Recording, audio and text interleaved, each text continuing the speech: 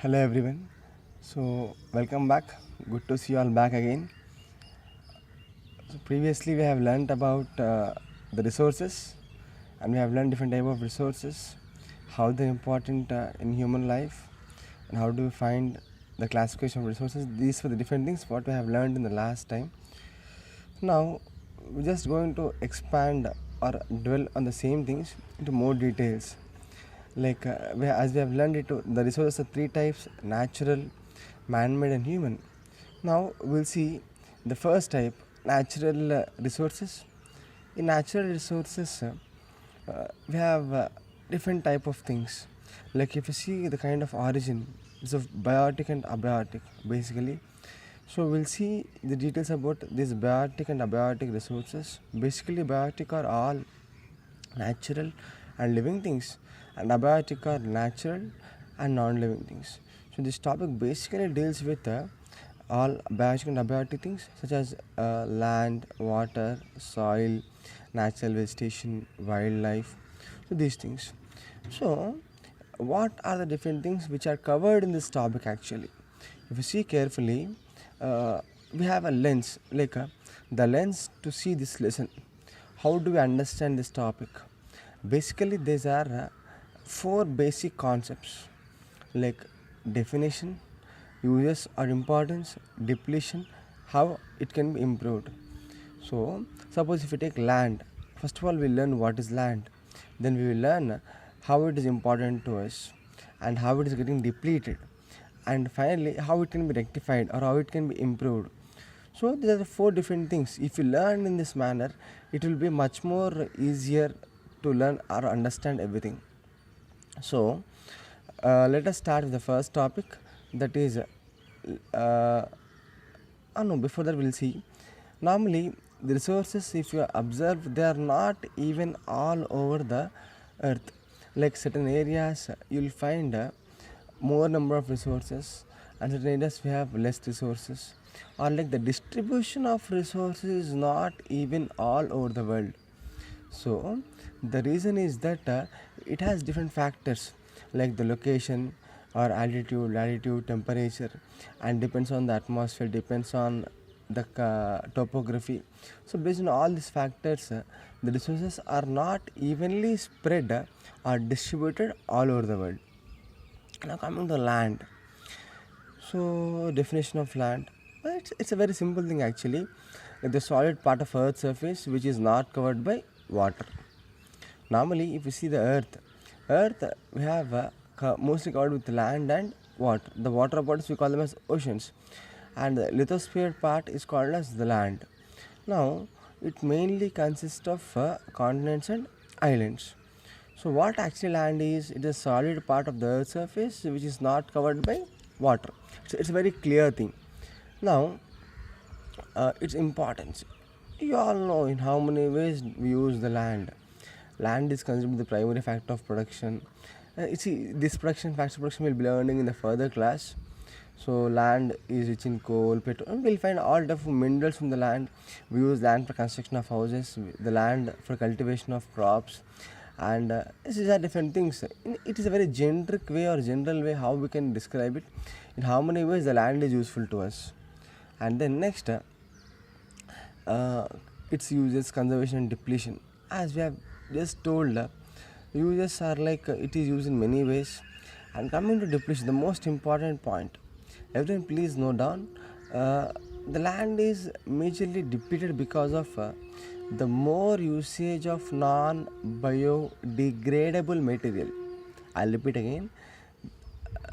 As we go on using more number of non-biodegradable materials, such type of things will definitely degrade the land.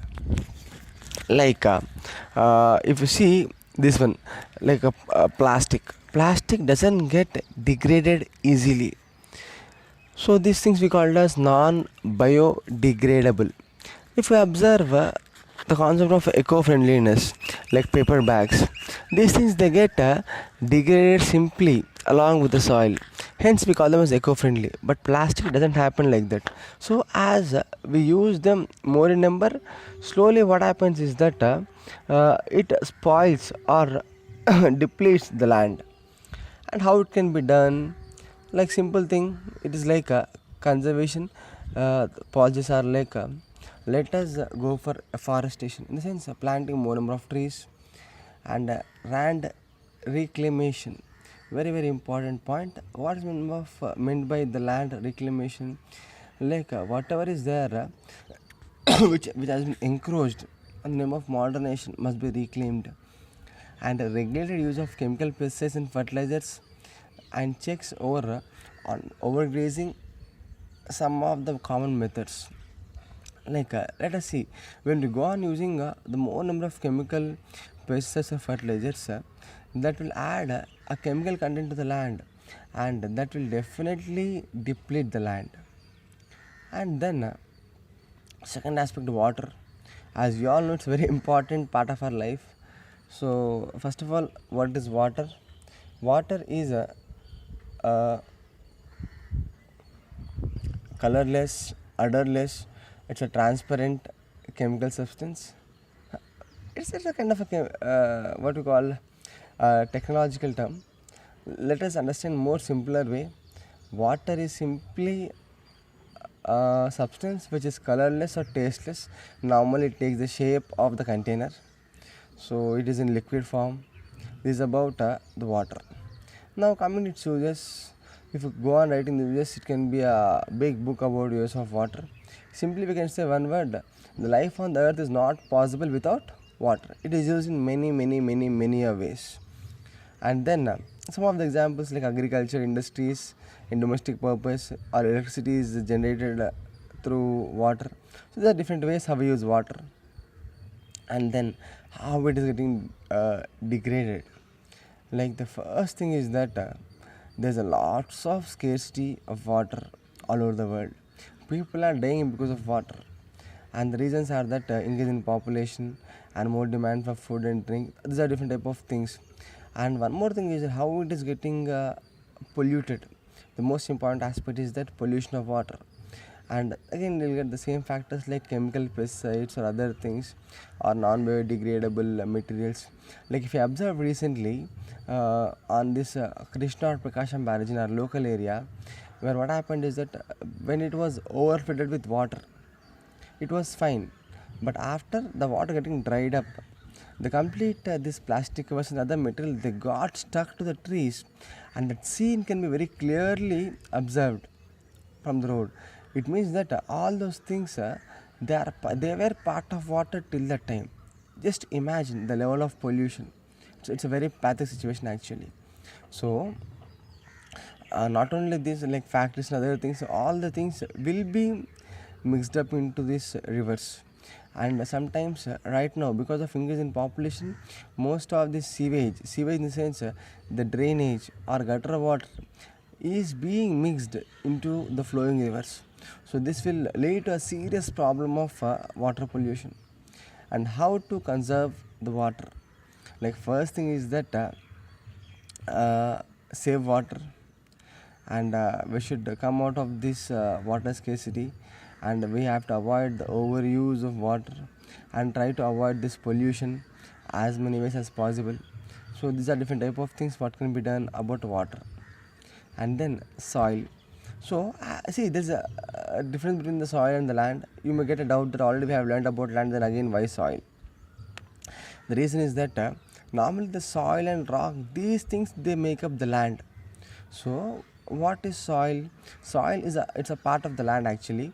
So soil is a thin layer of grainy substance covering the surface of the earth, and it's like a topmost surface. Understood? Like land, it can be a big layer from top, crust, mantle, core. It all can be land, but the soil, it talks only about the topmost layer. That's it, like a creamy layer. That's it. That is called as a soil. It's like a grainy substance. The word grainy means it's will be like a small granules type of thing. And these things normally they are made up of organic matter. And how it is made? When rock gets disintegrated or rock gets weathered, then the soil is formed. So this is about the rock and soil, and how it is getting degraded. see, the most important factor of soil degradation is soil erosion. So what is soil erosion now? The word erosion means washing away of topmost layer of soil. When the topmost layer of soil gets washed away, we call it as soil erosion. Like it's a very simple thing to understand.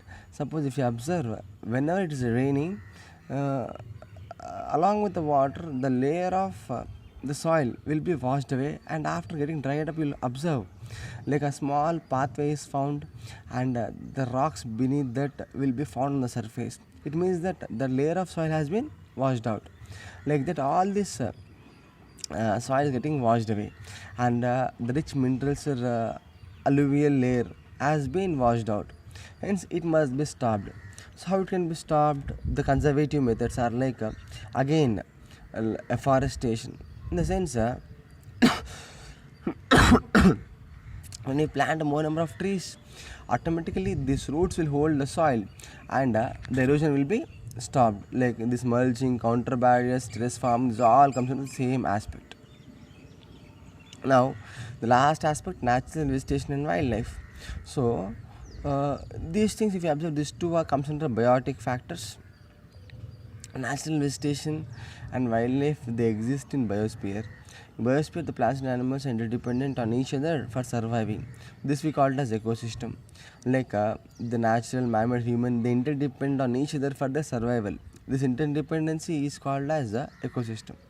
So vegetation and wildlife are vital and valuable resources. So then you can see like they play very very important role in our life. We are in many ways dependent on this vegetation and wildlife. Like see, directly we are not dependent on wildlife, but basically we are more dependent on vegetation. It's a major part of our food. And then wildlife. So wildlife is like it consists of all the animals, birds, insects, and various kinds. So like these things, if you observe, first thing is that th- not just seeing them in the form of food, just you have to respect them as they are also living entities which are created by the god on this earth surface. So let us have some courtesy towards them, and out of respect we have to conserve them. Like see, you if you have a dog in your house, you have a pet, and the way you treat it, the way you respect it, why can't you do it for other things? See, even they are also living entities, they also have their free will. So let us not disturb their free will, and let us respect them, and let us preserve them. So this is about this topic. And then they have some factors here. Changes of climate and human interface can cause the loss of natural habitats of all species. In sense, like recently in Australia there was a wildfire, and you observe that more than like 50 million animals have been killed, or they died in the wildfire, just turned into ashes.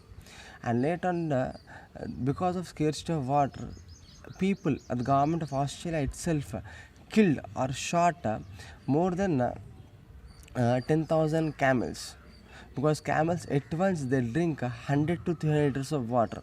First of all, they are suffering with scarcity of water, and moreover, this camels drinking more amount of water. To avoid that, people have killed the camels. So it's a very pathetic situation which is found.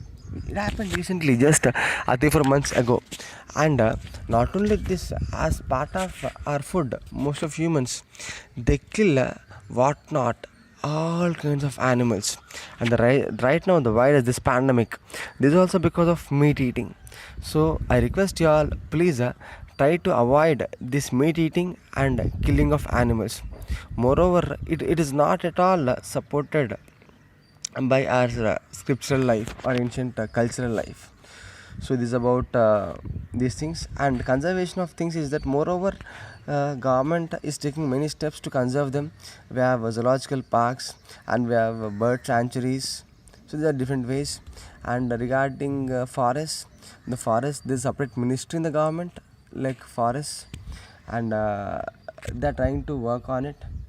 It may go on. Let us hope for the better world and better environment where we can live happily, and not only we, let us leave other living entities on this world also to live happily. So that's what I request you all. Thank you all so much. So bye bye, signing off. See you soon again in the next lesson.